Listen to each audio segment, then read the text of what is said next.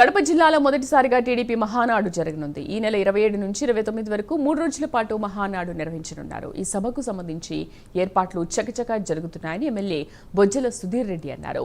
యువతకు అధిక ప్రాధాన్యత ఇచ్చేలా ఈ మహానాడులో తీర్మానాలు ఉంటాయంటున్న ఎమ్మెల్యే బొజ్జల సుధీర్ రెడ్డితో మా ప్రతినిధి రవివర్మ ఫేస్ టు ఫేస్.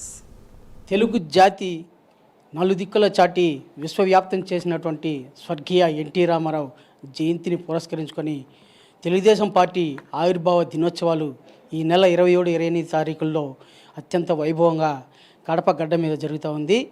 ఈ నేపథ్యంలోనే రాష్ట్ర వ్యాప్తంగా తెలుగుదేశం పార్టీ ఆవిర్భావ దినోత్సవానికి సన్నద్ధమవుతున్న తరుణంలో శ్రీకాళహస్తి ఎమ్మెల్యే మనతో పాటు ఉన్నారు. ఈ నేపథ్యంలోనే నియోజకవర్గ పరిధిలో తెలుగుదేశం పార్టీ ఆవిర్భావ దినోత్సవానికి ఏ విధమైన ఏర్పాట్లు చేస్తున్నారు, అలాగే రాష్ట్ర మహాసభల ఏర్పాటుకు భాగస్వామి ఎలా అవుతున్నారు అనే దాని మీద మనం అడిగి తెలుసుకున్నాం. సార్ నమస్తే. ఇవాళ మహానాడు కడపలో జరుగుతూ ఉంది, ఫస్ట్ టైము. దీన్ని ఎలా భావిస్తున్నారు మీరు? కడప గడ్డలో ఉన్న రాక్షసుడిని అంతం చేసిన తర్వాత కడప ప్రజలకి పట్టిన దరిద్రం వదిలిన తర్వాత వైనాట్ 175 అని వెర్రివీగుతూ నన్ను కొట్టేటోడు ఇక లేడు అనే తరుణంలో నారా చంద్రబాబు నాయుడు గారు, పవన్ కళ్యాణ్ గారు, మోడీ గారు ముగ్గురు కలిసి ఒక వీచిన ఆ సునామీ ప్రభంజనం దెబ్బకి కొట్టుకుపోయిన మరి జగన్మోహన్ రెడ్డి అడ్డాలో రేపు మేము 27, 28, 29 మహానాడు జరపబోతున్నాం. దాంట్లో భాగంగా మరి ఆ భూమి పూజ అయ్యింది. ఇన్ఛార్జ్ మినిస్టర్సు, ఎమ్మెల్యేస్ వాళ్ళందరూ కూడా పాల్గొనడం జరిగింది. అందరూ వెళ్ళాం. రేపు మరి అన్ని పరిశీలించడానికి కూడా వేరే మినిస్టర్స్ అందరూ వస్తున్నారు.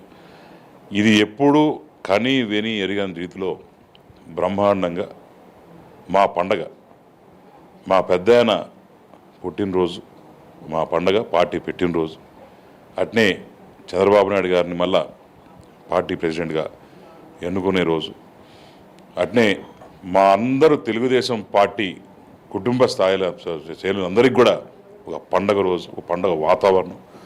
మీ అందరం కూడా ఒక ఊటికి చేరుకొని అందరం కూడా కష్ట నష్టాలు ఏవైతే ఉన్నాయో అవన్నీ చర్చించుకొని మరి పెద్ద ఆయనకి ట్రిబ్యూట్ ఇచ్చిన తర్వాత మరి మొదటి రోజు పెద్ద ఆయన ఎన్నుకుంటాం చంద్రబాబు నాయుడు గారిని. తర్వాత అవి విషయాల మీద, కార్యక్రమాల మీద చర్చించడం జరుగుతుంది. తర్వాత 3వ రోజు పబ్లిక్ అందరికి కూడా మరి పెద్ద బహిరంగ సభ ఆ రోజు ఏర్పాటు చేసి బాబు గారు ఆయన మాట్లాడతారు. సో ఇవన్నీ కూడా కుటుంబంలో ఏమి సమస్యలు ఉన్నా కూడా అక్కడ చర్చించుకుంటాం.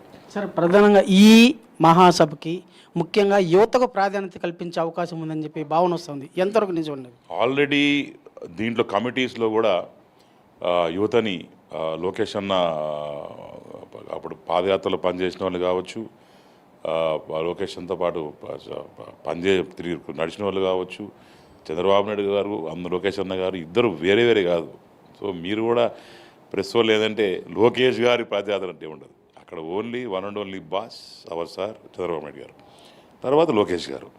సో ఇద్దరు ఉండేది కాబట్టి ఈ కార్యక్రమాల్లో ఉన్న మంచి చెడ్డలన్నీ కూడా లోకేష్ గారు అప్పగించారు కాబట్టి డెఫినెట్గా మన అందరూ ప్రెస్ మిత్రులు ఏమనుకుంటారంటే లోకేష్ గారు చేస్తారు కాబట్టి. అఫ్కోర్స్ లోకేష్ అన్న పాత్ర అనేది అన్నీ అందరూ తెలిసిందే. ఈరోజు పార్టీ నడుస్తుంది, పార్టీ ఈరోజు తిరిగి పవర్లో వచ్చిందానికి కారణం కూడా ఆయన పాదయాత్ర, ఆయన చేసిన కృషి, ఆయన చేసిన మంచి, ఆయన చేసిన పట్టుదల, ఆయనలో కలిగిన ఒక పెద్ద మార్పు. సో ఇవన్నీ కూడా ప్రజలు గమనిస్తున్నారు. మేము కూడా అదే దాంట్లో నడిచే ప్రకారంలో మరి పోయిన ప్రభుత్వం ఒకటే only one and only agenda కేసులు పెట్టడం. నా మీద 19 కేసులు పెట్టారన్న, కానీ ఎక్కడ కూడా మేము తగ్గలేదు, ఎక్కడ కూడా జంకలేదు. ఒక పార్టీని నమ్ముకున్నాం. ఒక మేము పార్టీలు మారే సంస్కృతి మా కుటుంబంలో ఎప్పుడు లేదు. మా నాన్నగారు ఎప్పటి నుంచి మా దగ్గర నుంచి దగ్గర ఇవన్నీ కూడా చూస్తున్నాం. మా నాన్నగారు పుట్టింది తెలుగుదేశంలోనే, ఆయన చనిపోయింది కూడా తెలుగుదేశం పార్టీలోనే. ఆయన అదే రకంగా నేను కూడా కాళాశ్రీ నాకు ఊహ తెలిసినప్పటి నుంచి నేను పనిచేసింది తెలుగుదేశం పార్టీ కోసమే. ఈయన కట్టగాలే వరకు తెలుగుదేశం పార్టీ కోసం పనిచేస్తాం. ప్రతి ఒక్కరంతే, ప్రతి ఒక్కరికి కూడా తెలుగుదేశం పార్టీలో ఉన్న ప్రతి కార్యకర్త తెలుగుదేశం పార్టీ ఒక సైనికుడు. ఈరోజు ఇవాళ కడపలో జరిగే మహాసభ ఒక దిశానిర్దేశం 2047కి స్వర్ణాంధ్ర ప్రదేశ్ సాధన దిశగా జరుగుతూ ఉంది. ఒక అంటే బేసిక్ ఏర్పడుతుంది అనే ఒక భావన వస్తుంది. ఎంతవరకు నిజం సార్? అని ఒకటన్నా చంద్రబాబు నాయుడు గారు ఆయన ఆలోచన మేము గెలిచిన తర్వాత ఇంకా దగ్గరగా చూసాం.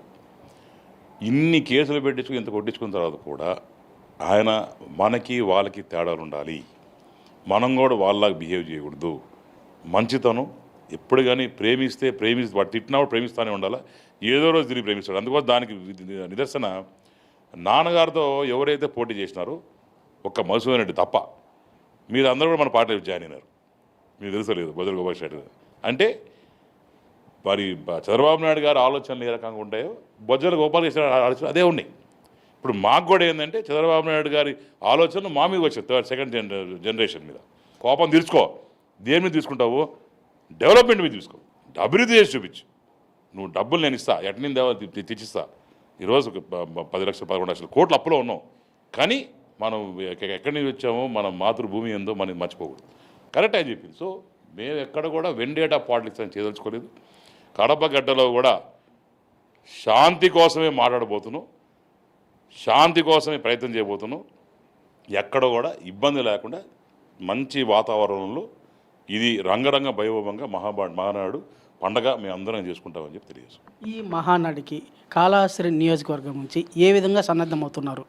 ఇప్పుడు రేపు అనగా రేపు 19వ తేదీ సాయంత్రం 4 గంటలకి మినీ మహానాడు కాళహస్తిలో పెట్టినాం.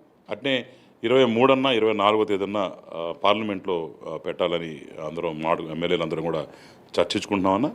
సో దాంట్లో భాగంగా మరి ఇక్కడి నుంచి కూడా అందరికి రావాలని ఉంటుంది. సో అది బస్సెస్ అన్నీ ఏర్పాటు చేయడం, ఫుడ్ ఏర్పాటు చేయడం అన్నీ కూడా ఈసారి చాలా సంవత్సరాల తర్వాత పవర్లో వచ్చాం కాబట్టి ఆనందం, ప్రతి ఒక్కడికి కూడా ఆనందం ఉంటుంది, సంతోషం ఉంటుంది. వాళ్ళందరికీ పిలుపు పోద్ది. అందరూ కామన్ క్యాడర్ ఎవరైతే మా కోసం పనిచేసి నా గెలుపు కోసం పోరాడారో ప్రతి ఒక్కడు కూడా మహానాడులో ఉండేటట్టు చూసుకునే బాధ్యత. ఎంతమంది మొబిలైజ్ చేయొచ్చు?